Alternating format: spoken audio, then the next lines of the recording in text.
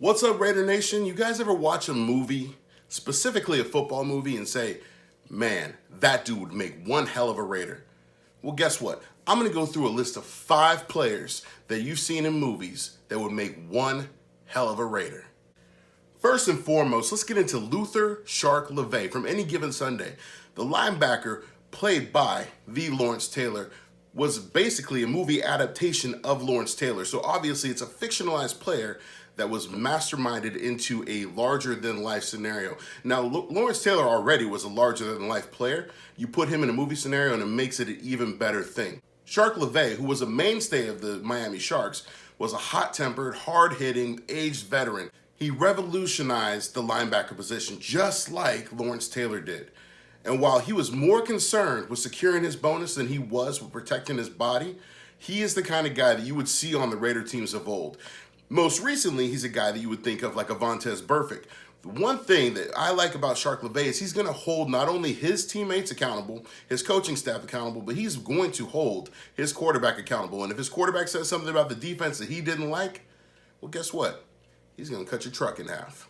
Next up, we have Earl Megan from The Longest Yard. He was a running back, played by Nelly. Now, what I like about Megan is we have Josh Jacobs, who had an amazing rookie year. He was out there balling, did all these things, played 13 games because of a illness, because of a broken shoulder. He played most of the season through a broken shoulder and still came second in votes for Offensive Rookie of the Year. Now, many of us say he was robbed. I believe he was robbed. He was robbed, but that's okay. Let's get into this.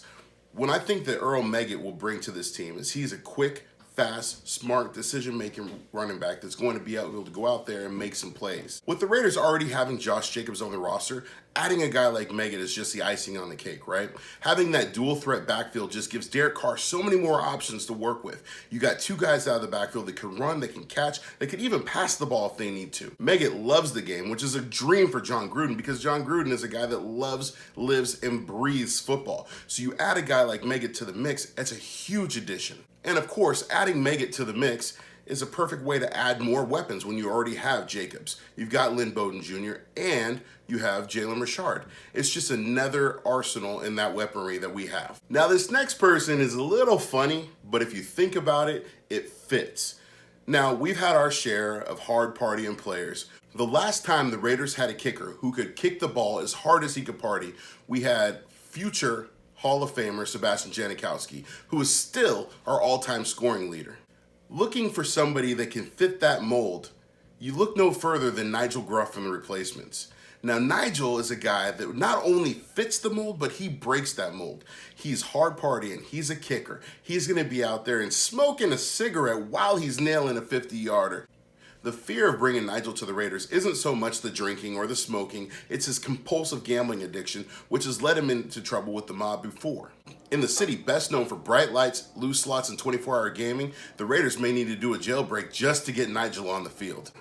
In addition, adding Gruff would be the perfect edge that Daniel Carlson would need to get a little pep in his step.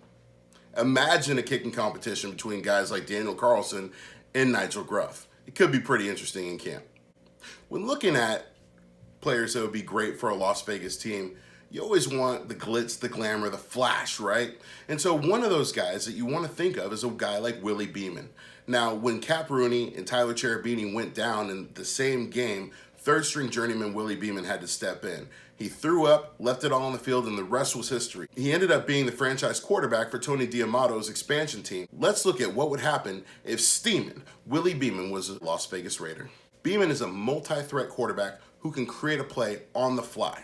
One concern about Beamen is his ego. Knowing the philosophy of the Raiders is that no one person is above the team. We already had that and we let it go last year. It would be very interesting to see Beamen's interactions with the Raiders brass. With Beamen under center, it does give the Raiders the ability for John Gruden to have a player who will be improvisational. Now, that's not something that Gruden really likes, so we'll see how that works out. But it does give Raider fans what they want in a player who's going to use his feet first and will air it out when they want it to. And of course, last but not least, let's think of if you take Wes Welker, Julian Edelman, and Rob Gronkowski, put them into one player, who would you have? Charlie Tweeter from Varsity Blues. That's right, Charlie Tweeter, the hard-partying wide receiver from West Canaan's football team, Johnny Moxon and Lance Harbor's #1 target, Mr. Steal a cop car naked and do whatever he wants. That's right, that guy. Now, when we're thinking of Fantasyland, obviously this is a hypothetical situation. Tweeter went on to have a great college career. The Raiders ended up picking him up. Tweeter's that guy that's going to get open, he's going to make plays, he's going to be flashy and have fun while doing it. Now, obviously, we have a slot machine in Hunter Renfrow, but Charlie Tweeter's going to add another wrinkle to the offense. Another guy that can get out there and get open is another passing attack, another passing option for Derek Carr or steaming Willie Beamen.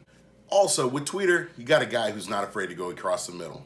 Realistically, he's not afraid to do anything.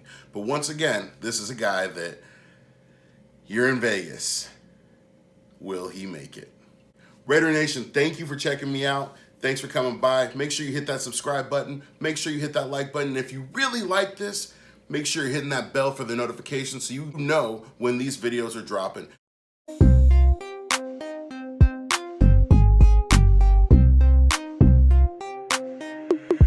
Candy cake, real talk.